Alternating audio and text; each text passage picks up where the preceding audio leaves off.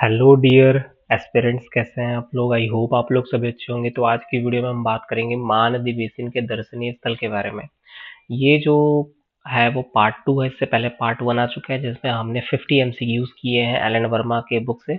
और मेरे चैनल पे एलन वर्मा और Ram Kumar Bihar based MCQs series की प्लेलिस्ट आपको देखने को मिल जाएगी, चाहे सीजी व्यापम हो, चाहे सीजीपीएससी या कोई भी एग्जामिनेशन स्टेट का। उससे क्वेश्चंस आएंगे ही आएंगे क्योंकि वो स्टैंडर्ड बुक पे बेस्ड है। तो चलिए इस वीडियो को स्टार्ट करते हैं पार्ट 2 से।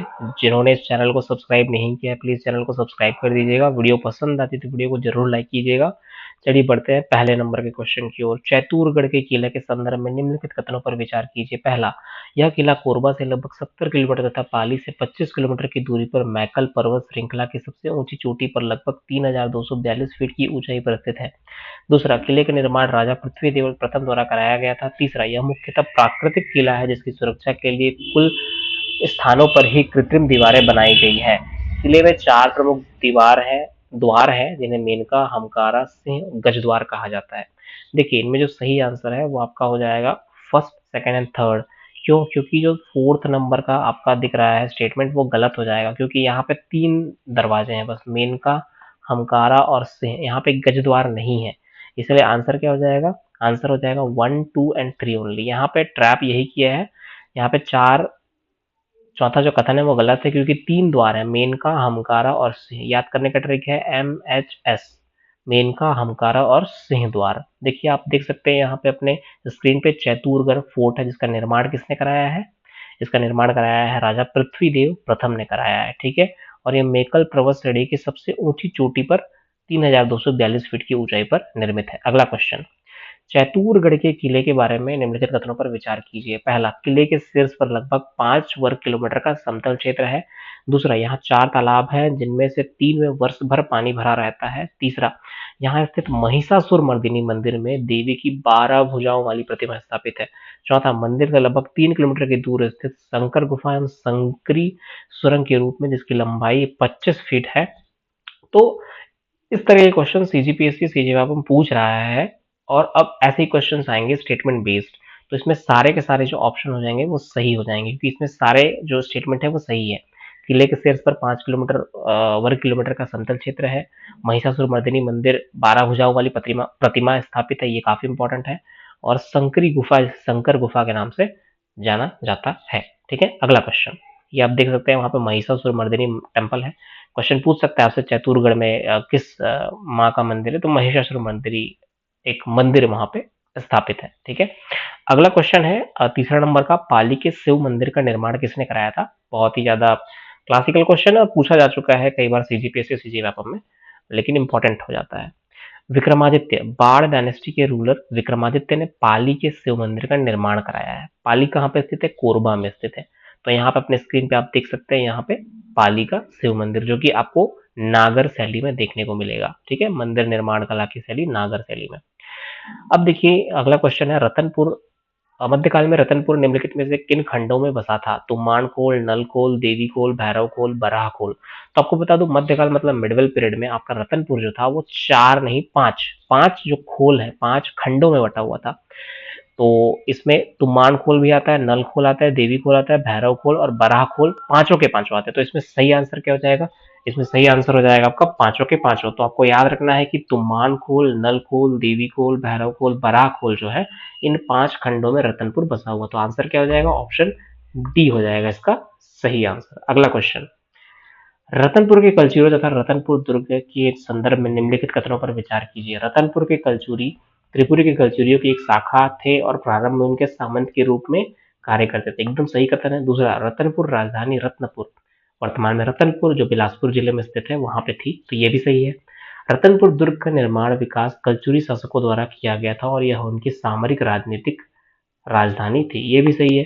रतनपुर दुर्ग समुद्र तट के समीप स्थित एक नौसैनिक किला था, ये गलत हो जाएगा क्योंकि हमारा छत्तीसगढ़ किसी भी तरीके से और कहीं से भी समुद्र से नहीं लगा हुआ है। तो इसमें आपको 4 को एलिमिनेट करना है। जैसे आप 4 को एलिमिनेट करोगे बी सी डी खत्म हो जाएंगे, आंसर बचेगा केवल ए ऑप्शन, तो आंसर हो जाएगा ए।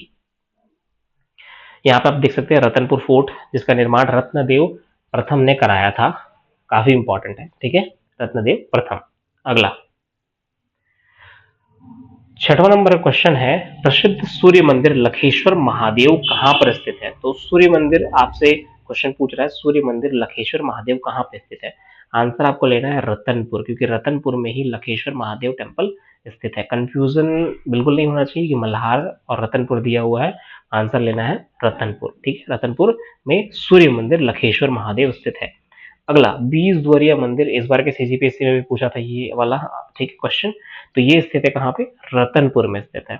अगला, यहाँ पे आप 20 द्वारिया मंदिर देख सकते हैं। 20 द्वारिया इसलिए कहा जाता है क्योंकि 20 द्वार है यहाँ पे। ठीक है, काफी इंपॉर्टेंट है ये भी। ठीक है, अगला, काफी इंपॉर्टेंट ये क्वेश्चन होने वाला है, क्योंकि यहाँ पे मैंने 6 नाम दिए गए हैं और ये 6 नाम आपको याद होने चाहिए। रतनपुर से बार बार क्वेश्चन पूछ रहा है, तो आगे भी क्वेश्चन पूछेगा। निम्नलिखित में से कौन से स्थल रतनपुर में स्थित नहीं है बोल रहा है? राम टेकरी, कंठी देवल, 20 दुवरिया, महामाया, खंडोबा, हजरत मूसा दरगाह। देखिए ये सारे के सारे जो है रतनपुर में स्थित है, इसलिए आंसर हो जाएगा सभी स्थित हैं। आपको एक एक नाम याद रखना है, राम टेकरी, खंडोबा हो, चाहे 20 दुवरिया हो, चाहे आपका सूर्य टेम्पल अभी आपने देखा लखेश्वर महादेव हो, चाहे महामाया टेम्पल हो, खंडोबा मंदिर हो, और राम टेकरी और खंडोबा का निर्माण कराया था बिम्बाजी भोसले ने, तो ये भी आपको याद रखना है। ठीक है, अगला क्वेश्चन, मल्हार के संदर्भ में निम्नलिखित कथनों पर विचार कीजिए। यह वर्तमान बिलासपुर जिले के मस्तूरी के निकट एक ऐतिहासिक पुरातात्विक स्थल है, एकदम सही है। उत्खनन से यहाँ महापाषाण युगीन सभ्यता के संबंधित प्रमाण प्राप्त हुए हैं, ये भी सही है। प्राचीन काल में से सरभपुर नाम से जोड़ा जाता है, एकदम सही, क्योंकि सरभपुर ये डायनेस्टी की राजधानी थी। ठीक है, अगला, यहाँ से शिलालेख, ताम्रपत्र, सिक्के, मूर्तियां, काले एवं लाल रंग के मृद पात्र प्राप्त हुए हैं, मतलब मृदभांड प्राप्त हुए हैं, तो ये भी सही है। अगला, यहाँ स्थित देवरानी जेठानी मंदिर 6वीं शताब्दी के मंदिर समूह का प्रमुख उदाहरण है, ये भी सही है। नहीं, ये गलत है, क्योंकि देवरानी जेठानी जो मंदिर है वो आपका कहाँ पे स्थित है? देवरानी जेठानी मंदिर 6वीं शताब्दी में स्थित है, लेकिन ये मल्हार में स्थित नहीं है। ठीक है, ये तालागांव में स्थित है, तो ये पांचवा गलत हो जाएगा। जैसे ये पांचवा एलिमिनेट करोगे तो आपका आंसर आ जाएगा ए।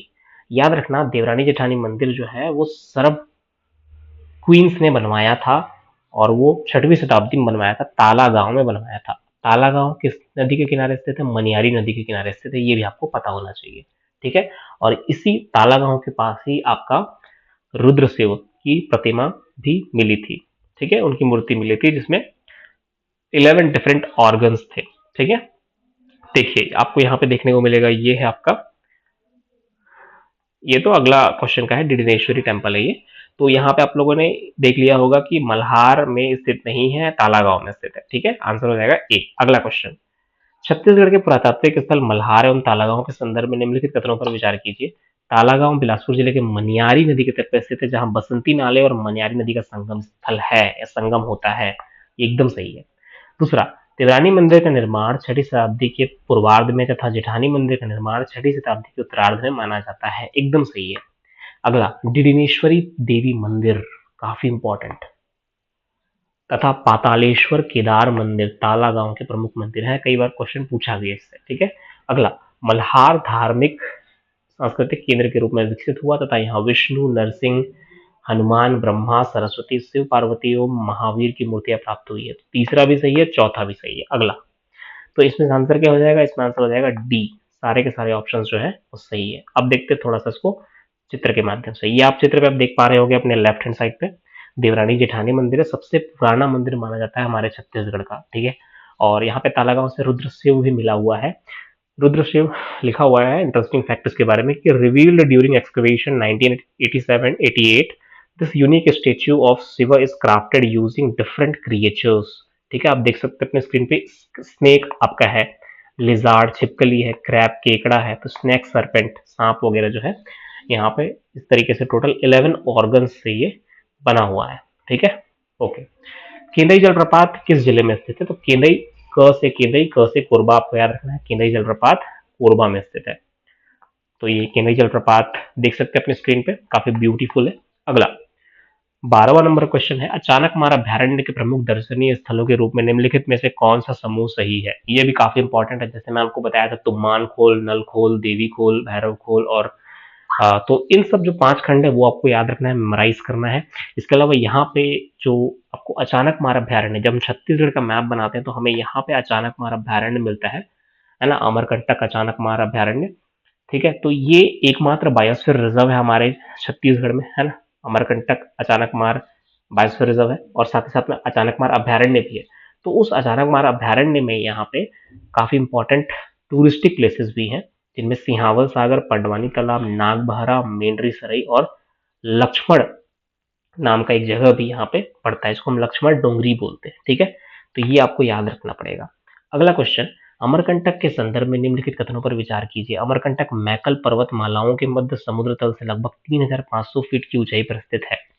मैकल पर्वत श्रेणी में है, एकदम सही है ना। मैकल पर्वत श्रेणी किसका भाग है? सतपुड़ा श्रेणी का भाग है, जो उसका ईस्टर्न पार्ट है, पूर्वी भाग है।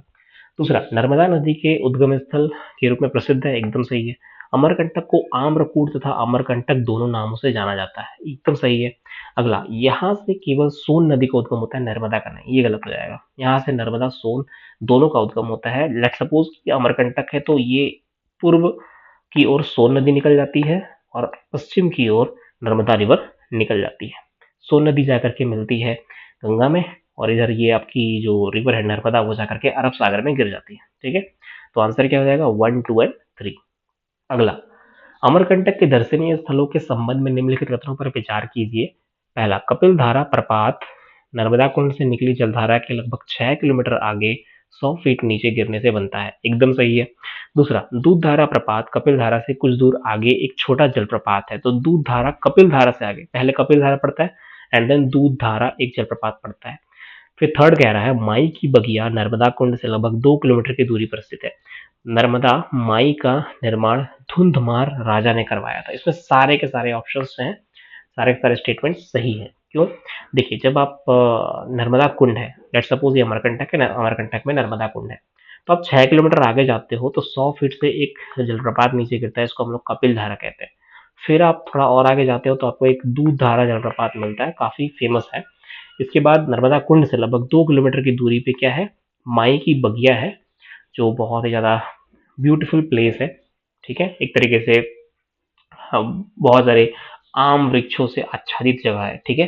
इसके अलावा नर्मदा माई मंदिर का निर्माण धुंधमार राजा ने कराया था, ये आपको एक फैक्ट याद रखना है, ठीक है। इस तरीके से हमने 14 नंबर क्वेश्चन कर लिया। अगला, माता सबरी का आश्रम स्थित है, कहाँ पे स्थित है? ये भी एक सीजीपीएससी ट्रैप क्वेश्चन बन सकता है। देखिए, माता सबरी का जो आश्रम है वो शिवरी नारायण है, लेकिन अगर आपसे पूछता है यहीं पे माता सबरी का टेम्पल कहाँ है, मंदिर कहाँ है पूछता, तो आपको आंसर लेना है खरौद, ठीक है। याद रखिएगा, माता सबरी का आश्रम कहाँ है? शिवरी नारायण। और आपको पूछेगा कि माता सबरी का मंदिर कहाँ है, आपको लेना है खरौद। देखिए, इसका ट्रिक इस तरीके से आप लोग याद कर सकते हो कि आश्रम का अ और शी, आशीर्वाद, जब आप ऐसे लिखते हो तो आशीर्वाद लिखते हो, तो आशीर्वाद मतलब आश्रम और शी मतलब शिवरी नारायण। तो आश्रम कहाँ है? शिवरी नारायण में है। और मंदिर कहाँ पे है? खरौद में स्थित है। इस तरीके से हमने 15 क्वेश्चंस कंप्लीट कर लिए। अगर वीडियो पसंद आया तो प्लीज शेयर कर लीजिएगा, लाइक कर दीजिएगा, और चैनल अगर सब्सक्राइब नहीं किया तो सब्सक्राइब कर दीजिए, ताकि जितने भी अपडेट्स आते हैं तो आपको सबसे पहले मिल सके, ठीक है। मिलते हैं नेक्स्ट वीडियो में, तब तक के लिए take care, keep reading, keep learning, keep enjoying your life. Thank you.